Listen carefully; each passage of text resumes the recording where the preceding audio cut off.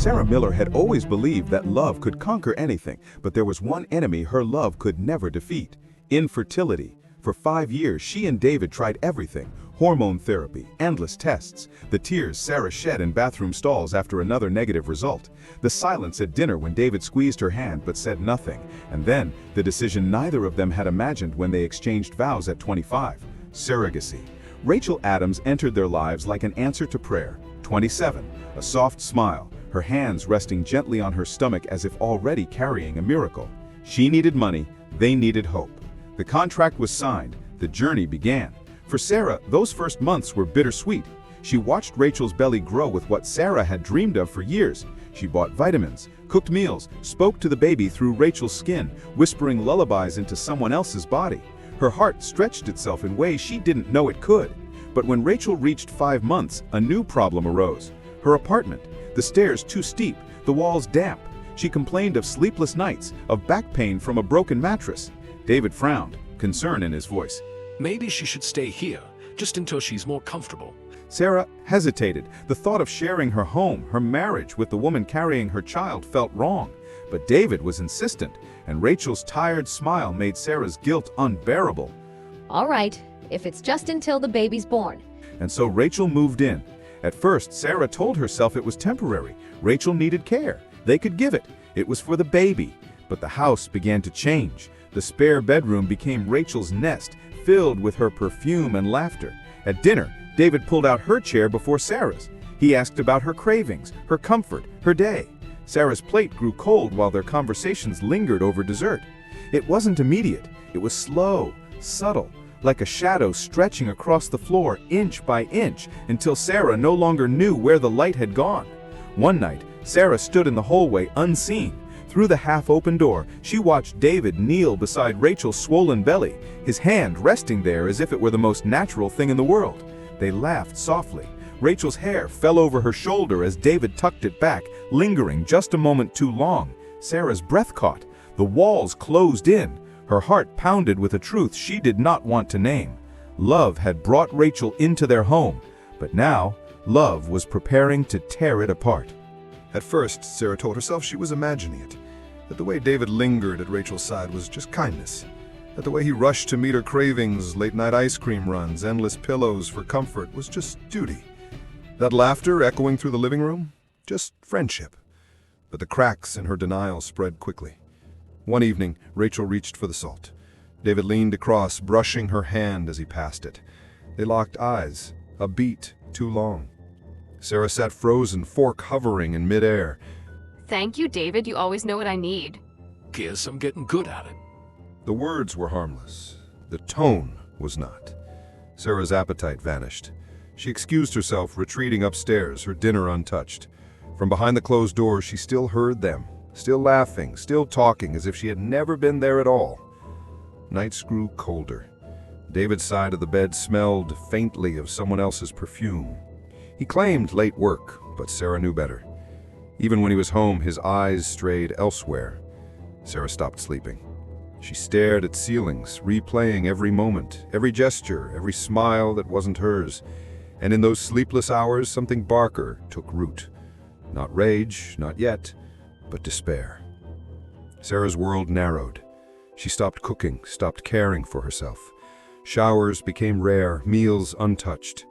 When Lindsay Parker, her best friend since college, called, Sarah let the phone ring out. What could she say? That her marriage was slipping through her fingers, stolen by the very woman carrying her child? One afternoon, Sarah caught her reflection in the hallway mirror. Hollow eyes, colorless lips, hair tangled from neglect. She barely recognized herself. Rachel, meanwhile, bloomed. Her cheeks glowed, her voice carried through the house like a melody.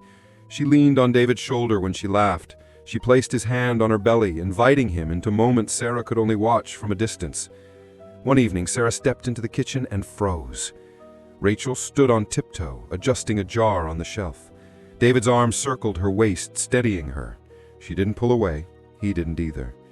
David! The sound made them jump. David pulled his hand back as if burned. Sarah, she just needed... It's nothing, Sarah. Don't upset yourself. Don't upset yourself. The phrase slashed deeper than any blade, as if Sarah was fragile glass, not the wife whose life was being stolen before her eyes. That night, Sarah lay awake as laughter floated down the hallway.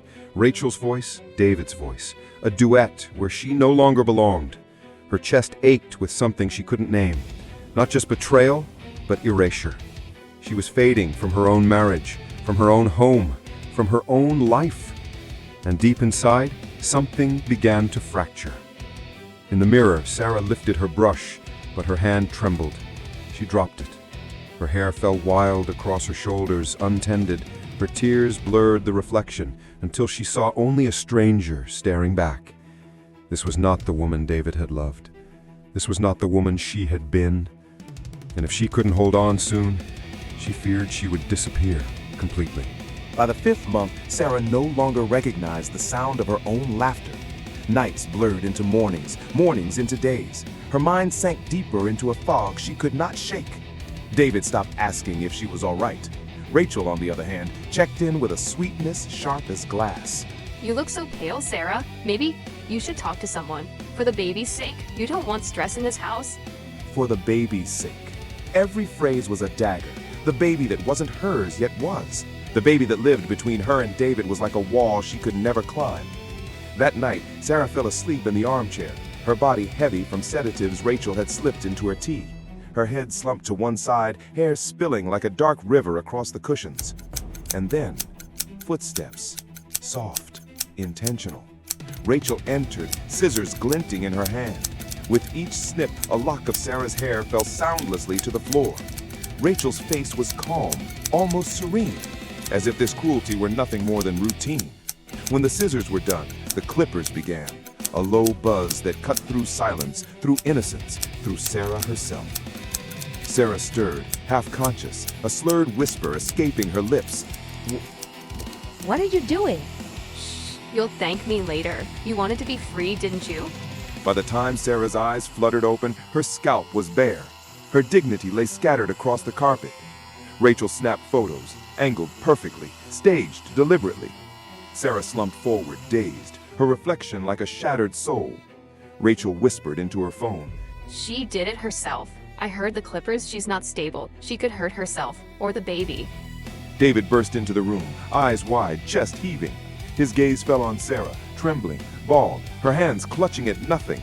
And then on Rachel, hair perfectly in place, tears glistening like jewels she had rehearsed.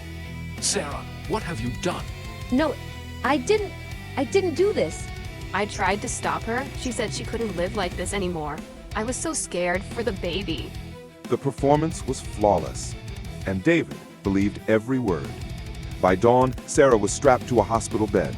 The intake papers read, self-harm tendencies, delusional behavior, risk to unborn child. Signed by her husband. David, please, I didn't do this. She shaved me. Please, you have to believe me. I'm sorry, Sarah. You need help. And with that, Sarah's world collapsed. Her marriage, her sanity in the eyes of the law, her very identity erased with every strand of hair that now lay in the trash. In that sterile white room, with her head bare and her spirit breaking, Sarah realized the cruelest truth of all. She had not just lost her husband. She had not just lost her home. She had lost herself. But somewhere outside those walls, someone still believed her, and the fight for her freedom was only just beginning. The days in the psychiatric ward blurred together.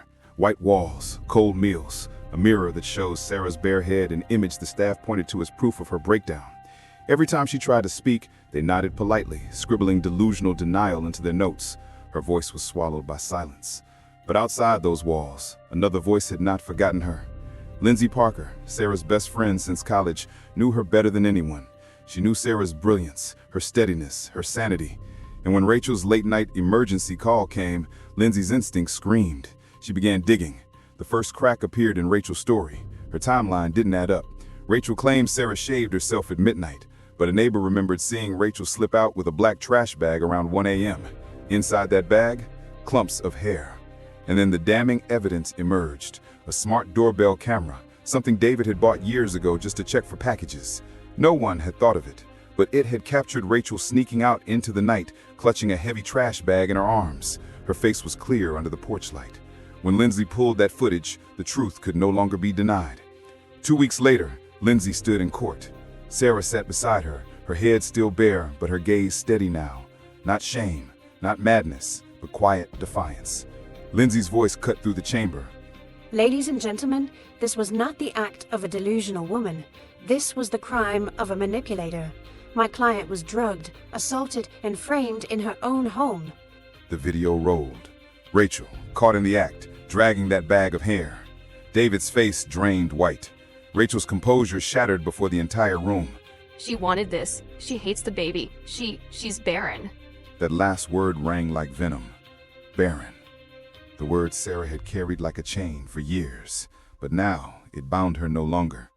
The judge ordered Rachel into custody for fraud, perjury, and assault. The surrogacy contract was dissolved, the unborn child placed under legal guardianship until birth. And David, he sat slumped, unable to meet Sarah's eyes. His silence was its own confession. When Sarah stepped outside, the air felt new. The sky stretched wide, limitless. She reached up, fingers brushing her bare scalp. The stares of strangers no longer mattered. To them, she might look broken, but to her, it was different. This head carries no shame. Every strand they stole was a piece of my silence. Now, with nothing left to take, I am free.